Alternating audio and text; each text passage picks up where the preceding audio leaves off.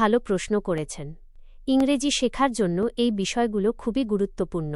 আমি এ to Z অক্ষরের ব্যবহার, কোনটা কখন ছোট হাতের বা বড় হাতের হয়, এবং বাক্য গঠনে শব্দের ব্যবহার সম্পর্কে বিস্তারিত তথ্য দিচ্ছি। ইংরেজি বর্ণমালা, ইংলিশ অ্যালফাবেট। ইংরেজি বর্ণমালায় মোট ২৬টি অক্ষর, লেটার্স আছে। প্রতিটি অক্ষরের দুটি রূপ থাকে। বড় হাতের অক্ষর, ক্যাপিটাল লেটার্স বা uppercase, A, B, C, D, E, F, G, H, I, J, K, L, M, N, O, P, Q, R, S, T, U, V, W, X, Y, Z.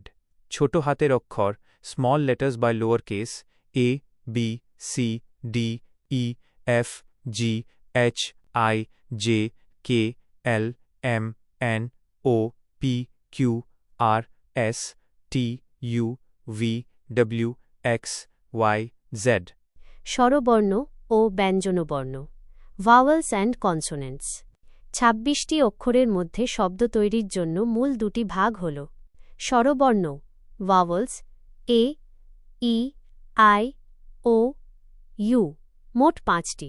এই অক্ষরগুলি অন্য কোনো অক্ষরের সাহায্য ছাড়াই উচ্চারিত হতে পারে। ব্যঞ্জনবর্ণ, কনসোনেন্টস, বাকি ২১টি অক্ষর, B, C, D, F, G, H, J, K, L, M, N, P, Q, R, S, T, V, W, X, Y, Z. এগুলি উচ্চারণের জন্য স্বরবর্ণের সাহায্য নেয়। বিশেষ দ্রষ্টব্য, ওয়াই এবং ডব্লিউ কখনও কখনও স্বরবর্ণের মতো কাজ করে। ছোট হাতের ও বড় হাতের অক্ষরের ব্যবহার, ক্যাপিটালাইজেশন রুলস। কোন পরিস্থিতিতে বড় হাতের অক্ষর, ক্যাপিটাল লেটার ব্যবহার করতে হয় তার কিছু প্রধান নিয়ম নিচে দেওয়া হল। অন্য সব ক্ষেত্রে সাধারণত ছোট হাতের অক্ষর, স্মল লেটার ব্যবহার করা হয়। ক্ষেত্র, কখন ব্যবহার করবেন? উদাহরণ: ১. বাক্যের শুরু। প্রতিটি বাক্যের প্রথম শব্দটি সবসময় বড় হাতের অক্ষর দিয়ে শুরু হয়। This is a book, my name is Rina. ২. নামবাচক বিশেষ্য, প্রপার নাউন্স। কোনো নির্দিষ্ট ব্যক্তি, স্থান, সংস্থা, দেশ, শহর বা প্রতিষ্ঠানের নাম, সারা, ইন্ডিয়া, ঢাকা, এপ্রিল মানডে। ৩. সর্বনাম, আই। আমি অর্থে ব্যবহৃত সর্বনাম, আই, যেখানেই বসুক না কেন, সবসময় বড় হাতের হয়। He and I went to the market. ৪. উপাধি, টাইটেলস, বই, সিনেমা, গান, কবিতা ইত্যাদির নাম বা শিরোনামের গুরুত্বপূর্ণ শব্দগুলির প্রথম অক্ষর। The old man and the sea. ৫. দিন ও মাসের নাম, সপ্তাহের দিন এবং বছরের মাসগুলির নাম, সানডে, ওয়েডনেসডে, জানুয়ারি, ডিসেম্বর। ৬. ভৌগোলিক নাম, নদী, পর্বত, সমুদ্র, মহাদেশ ইত্যাদির নির্দিষ্ট নাম, Mount Everest Asia, Ganga river. ৭. সংক্ষিপ্ত রূপ, অ্যাক্রোনিমস, কোনো শব্দগুচ্ছের সংক্ষিপ্ত রূপ, ইউএসএ, বিবিসি, ডব্লিউএচও। বাক্য গঠনে শব্দের শ্রেণীবিভাগ, পার্টস অব স্পিচ।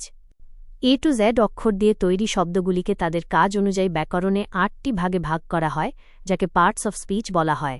বাক্য তৈরি করতে এই শব্দগুলো কোথায় কিভাবে বসবে তা জানা জরুরি। শব্দের শ্রেণী, পার্টস অব স্পিচ। কাজ, ফাংশন। উদাহরণ: বাক্য প্রয়োগ। ১. নাউন, বিশেষ্য, কোনো ব্যক্তি, স্থান, বস্তু, ধারণা বা গুণের নাম বোঝায়। Boy book, Kolkata, Joy, the dog barks. ২.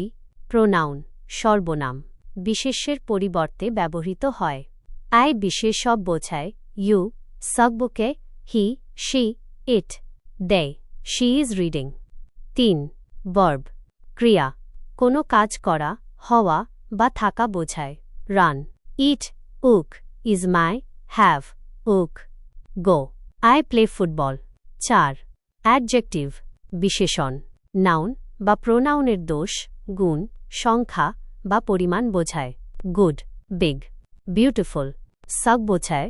৫. This is a red car. ৫. Adverb, ক্রিয়া বিশেষণ।